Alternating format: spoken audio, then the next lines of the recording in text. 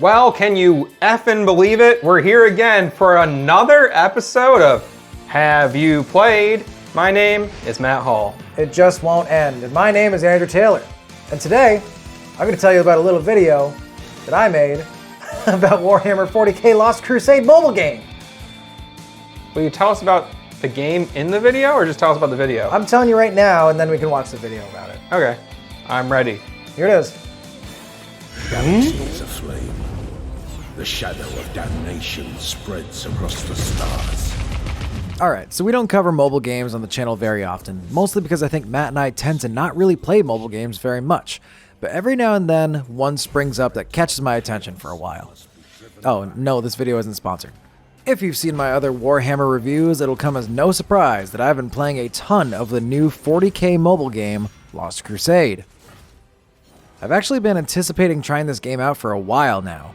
Somehow, via the twisting tendrils of online marketing, I was suggested the Warhammer 40k Lost Crusade page on Facebook back in November of 2020. I liked the page and I was excited to give the game a shot when I realized that the North American servers weren't actually live yet, so the game wasn't available to me. A short 7 months later, and 12 days ago, on June 1st, 2021, Lost Crusade launched in North America, and I've been playing every day since. So you'll notice that Lost Crusade is one of those kinds of time-based, RPG, base building, RTS, MMO things you've probably seen before.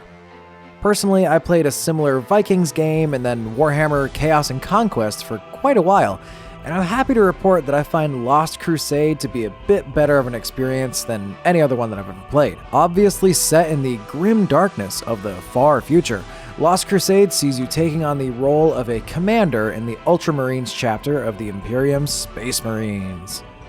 As always with Warhammer, we could go extremely deep into every minute detail as to what's going on, but for you normal people, basically, your ship is surrounded on all sides by enemy chaos forces. This, forces you to enter an interdimensional rift that teleports you to an unknown location far from your current enemies. After you arrive, you must then repair your ship, establish your base, find resources, build buildings, upgrade your abilities, upgrade your heroes, find new heroes, fight chaos forces, fight orc forces, mine for metal, dig for fuel, level up your heroes, and all that good stuff. There is a lot to be done. There's a bit more to it, but if you're familiar with, these games or really any RTS, then you kind of get the idea. You train troops that can be sent out to gather resources or fight enemies, and you slowly gain power. No, literally, your main, ranking value is called power. I just hit over 500,000 power after almost 2 weeks, but there were guys on day one that I saw that had 4 million power. How? Well, in-game purchases, that's how. I don't think I've ever spent money on in-app purchases on mobile games. It kind of ruins the experience for me. Fortunately, Lost Crusade doesn't cripple your experience if you don't pay for it, and I think that separates it a ton from other similar games. Though you can get a permanent second building queue for only $5, and it's looking very tempting. My favorite aspect of games like this is building up my base. I don't know why, but that cycle of build, wait, upgrade, wait is very fun and fulfilling for me, and it always has been. In my review of Dawn of War, I mentioned how I loved spending a super long time in a match just amassing a huge base and army to then completely obliterate the enemy force. It's just fun for me, I guess, and Lost Crusade really scratches that itch. And it's 40k! Though after a while, that cycle can lose some luster. But again, Lost Crusade has a few more elements that can keep you engaged. In addition to just clicking on an enemy in the star map and then watching the little ship animation fly to them and then blow up, there's also another combat mode much more reminiscent of the Dawn of War games. You enter this scrolling isometric aerial view of your selected heroes, and a resource bar slowly fills at the bottom of the screen. Your troops will automatically march forward and fight any enemies in their path, but you control when you send in reinforcements and when each hero uses their special cooldown abilities. This actually can become a pretty decent challenge, especially if your heroes are a little underpowered for the mission. This new combat mode acts as an actual story mode or a campaign as well, following your commander and all of your exploits trying to reconnect with the rest of the Ultramarines. So there's a story mode. I can't think of any other game like this that has its own narrative that you can play through. There's tons of daily missions and things that keep that serotonin drip coming, but I never felt like any of it was manipulative or abusive. And he is our shield. I still have yet to run into something where it was like, oh, sorry, you don't have enough good boy points to unequip that sword. Please wait 15 hours to roll a slot machine and maybe see if you will win 1 good boy point after watching 20 ads. Those things in mobile games suck, but Lost Crusade doesn't have any, and I really appreciate that. The only issues, I guess you could say, I had so far were I saw some minor grammatical things in subtitles and in some of the text, but that's kind of whatever, and I'm sure it'll get patched out soon. But there doesn't really seem to be anything you can do about getting ganked by higher level players. Oh yeah, there's PvP, and side note, but I'm struggling to understand this, and maybe I missed something, but everyone plays as that stranded commander of the Ultramarines, yet you can still attack anyone who isn't in your specific alliance. Lore-wise, that doesn't really make any sense, but it is a game, so whatever, and maybe there was just something that I missed. Anyway, you can get shields that prevent you from being attacked for certain amounts of time, but they don't seem to be very available outside of the paid packages. I might sound lame, but I really wish the PvP was optional. I get that's how these games are, and in their defense, while getting attacked can certainly set you back, there's a lot of defenses in place so that you don't lose too much progress. And I find that if you lay low and don't attack anyone, they tend to not target you. Come on, man, leave me alone. I just want to upgrade my astropathic relay, bro. I'd say if you're into these kinds of games, or if you're a fan of 40K, it's worth a shot. It's free on mobile. Do you guys not have phones? Holy moly! Another 40K game reviewed by me. And boy, after watching that, it really made me want to ask you, Matt Hall of Hidden Machine Gaming, have you played Warhammer 40K Lost Crusade on mobile devices? No. Do you want to? Did you watch it like, oh, that looks cool, I want to play that now? No, I've played a lot of similar games.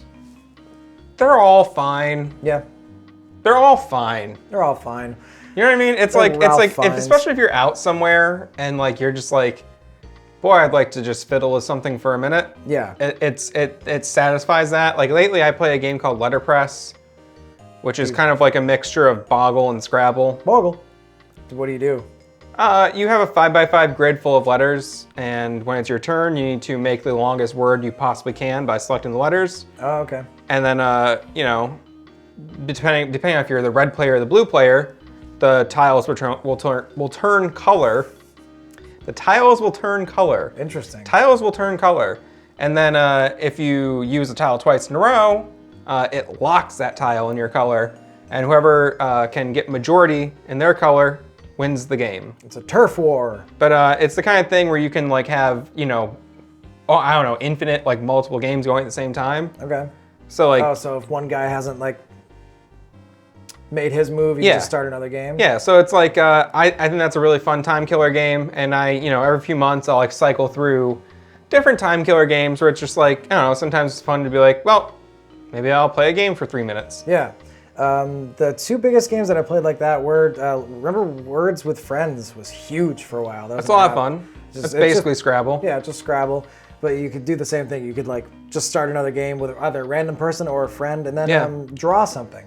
Oh yeah, that's a fun one too. Pictionary. Awesome. And I love that game. Yeah, the other mobile game that I'll always recommend to people is the South Park card battler. I feel like I'm like wow. I feel like I have a hard time talking too. I thought you were gonna say Simpsons Tap Out because you love that game. Oh, I don't know. That game's fun for Simpsons fans. Okay. I can't say it's a great game. It's just like, it's as fun as building houses in The Sims, I guess. Okay. What about South Park Card Battler? I don't know what it's called. It's like South Park the game or something, but it's just like it's a card-based like battler game. You know, it's very similar to Loop Hero. You're just like, you're going across a map and you lay down cards to interact with the environment. Okay. And you know, it's like an auto battle in a way, but you can lay down cards for attacks instead of just cards for enemies. You know, the enemies are populating on their own.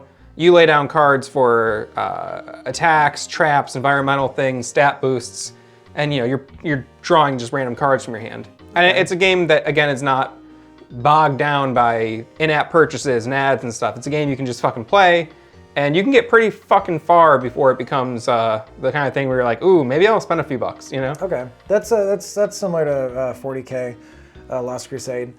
I didn't know they had that. I'm so glad that like South Park games got good.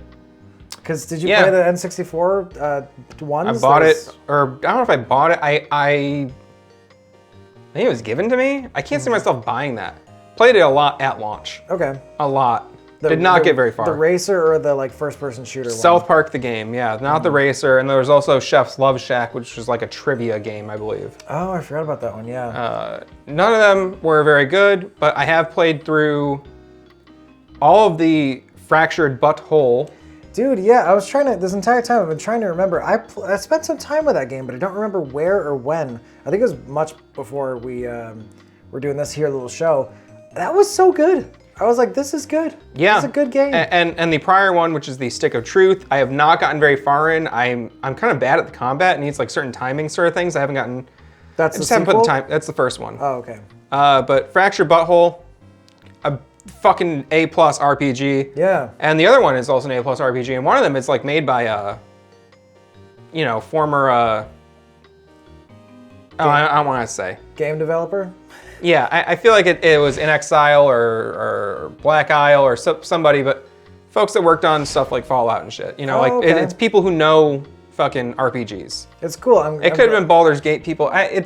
All the team, especially because like every fucking like amazing RPG team that worked on like great CRPGs in the 90s have all gone off, made their own studios. Yeah. And all those studios are now owned by Microsoft. So they're all in the same space. They are. So I kind of get confused on who's who at this point, but like killer RPGs. I have some great nostalgia for South Park the game because I was playing it as a young child when I wasn't allowed to watch the show. And I don't remember by what means I was able to play it. It was obviously like my older cousin's game, and I think they were being a little cheeky and not letting my aunt, their mom, see that I was playing that game. That was funny.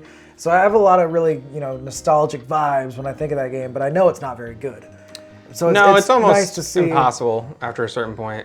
Yeah, it's nice to see that they're like, fuck it, let's make some good games, because you don't have to make how many Simpsons. Well, I was gonna say how many Simpsons games are out there that are bad. There are, but there's also some really great ones. There's too. a couple good ones. There's a couple good ones. Yeah. I will say, seems like 40K is also similarly plagued by maybe not a ton of great games in terms of like just the ratio of like how many fucking 40K games there are to how many are like maybe worthwhile to someone who's not a fan. Yeah, there's probably over 70. I think there's over 70 40K games. I remember looking through on like a GOG sale at all the 40K games, and it was like 2 pages. I was like, what? Yeah, it's insane. I'd say, because to give it a break, the 40K has existed since I think the 80s, so they've been making games since then, ish. Take that with a grain of salt. I'm probably not super perfect on those dates, but so that would make sense that there's a ton of games, but I think there's 10-ish that are worth your time. I really like Necromunda. That was a lot of fun. Yeah, I think, that's getting like a DLC or something soon, or I saw something about it, and people are saying that it's good. Yeah, it was definitely a little rough around the edges, but it, got patched up pretty quickly, and it's not like amazing. Right. I don't know. I think it's a fun game. That is why I have. Oh man! But I think one of the best games, in addition to the Dawn of War series, Dawn of War, it was just announced. It was announced the sequel to Space Marine. Yeah. At the Game Awards 2021. Space Marine's very fondly looked upon by a lot of people. Yeah, and man, they're really. I think they're really in a position. I can't. I've always said this. I'm like, if we just get one. I know it's really hard to do this. If we just get one amazing, everyone likes it 40K game, I think that will break the barrier preventing these Games Workshop, who makes Warhammer 40K. I feel like they're hesitant to put a lot of money into a large budget production because they haven't had great response yet. Yeah, well, it's also like something that I think is extremely intimidating to a newcomer because it's like. It's based on hardcore nerd shit and super deep lore, and there's not been anything that I found you know, as someone who's been aware of Warhammer like my entire life, basically. Because even as a very young child, I was going to comic shops and hobby shops. So you were seeing the little minis you know, and everything. I remember being like, what is this fucking game all these like adults are playing with like the miniatures and shit? Like, I was always aware of that. Right. You know, and have never ever felt like, oh, here's a very easy in for you, newcomer. There is not one. I would challenge somebody for both Warhammer Fantasy and Warhammer 40K. I do not think there's anything that slides you into it nicely. And even that distinction wasn't clear to me until like 2 years ago. Oh, there are two? Yeah. Okay. I just was like, oh, it's just a little bit different maybe. I don't know. Yeah. And it is just a little bit different, but also it is pretty different. One's fantasy and one's sci-fi, But the worlds don't cross, right? Isn't it like two separate like they're timelines almost? They're insistent that that's the case, but consistently. Do they take place like 40,000 years apart? They refuse to acknowledge that, but yes. It's frustrating, and I'm sure the actual historians that know all this shit could tear me apart. But for all intents and purposes, pretty much, yeah. One's the fantasy world. They all operate. The worlds operate very similarly. I haven't even heard anyone talk about Warhammer. What are the Vermintide games? Fantasy? Yes, those are the fantasy ones. Okay. And those did yeah, pretty those good. are okay. Second one I think is pretty great. Yeah, it's better. They're also kind of crap. Yeah. You know what I mean? They're just like, none of them are like 10 out of 10s. Although I have been told that Space Marine is like up there with them. With like, It some definitely of the is. better games of that era. Talked about it to death even on this channel, but like it was released at an unfortunate time. Lots of competition. Lots of people loved it, but it just didn't get, there was just other people were already spending money on shooters around that time. Very hopeful for Space Marine 2. I really would love to see, because I'd love to see them get to that next level of quality because there's a Space Marine movie that's not good, man. It's not good at all. And it was from the early 2000s, I think. I'd love to see them get to that next level where they could make something that's really awesome that a lot of people also enjoy. You know what I mean? That's like, I should say, like... That's an almost impossible combination of things. I know, I really get that. But I think it'd be really cool to bring it to that next level. Yeah, sometimes that little special thing that you like, it becoming popular can kind of suck.